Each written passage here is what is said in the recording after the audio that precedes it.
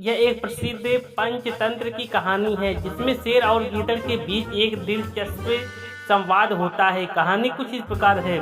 बहुत समय पहले एक जंगल में एक शक्तिशाली शेर रहता था। शेर जंगल का राजा था और अपनी ताकत और शिकार करने की क्षमता के कारण उसे सभी जानवरों से डर लगता था। एक दिन शेर को शिकार करने में सफलता नहीं मिली और वह बहुत भूखा हो गया।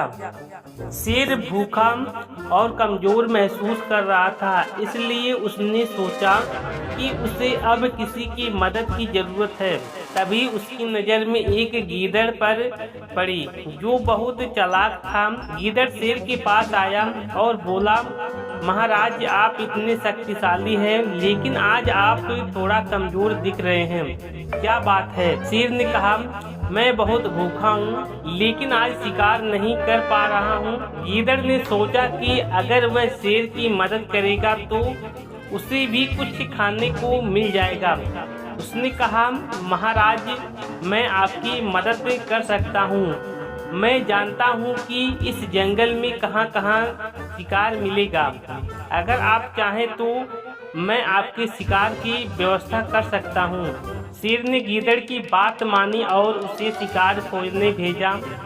गीदड़ ने जंगल में एक हिरण को देखा और उसे शेर की ओर ले गया। शेर ने तुरंत हिरण का शिकार किया और उसे खाकर अपनी भूख मिटाई। फिर उसने गीदड़ को भी शिकार का कुछ हिस्सा दिया। धीरे धीरे शेर और गीदड़ के बीच एक साझेदारी बन गई। गीदड़ शेर के लिए शिकार ढूंढता और शेर उसे खाने की हिस्सा देता। गीदड़ चालाकी से शेर की मदद करता रहा और इस तरह वह बिना किसी मेहनत के शेर के साथ रहता और खाने का आनंद उठाता। इसी कहानी से यह शिक्षा मिलती है कि बुद्धिमान और चालाकी से बड़ी कठिनाई को हल किया जा सकता है और कभी कभी छोटे और कमजोर जानवर भी बड़ी से बड़ी समस्या का समाधान निकाल लेते हैं।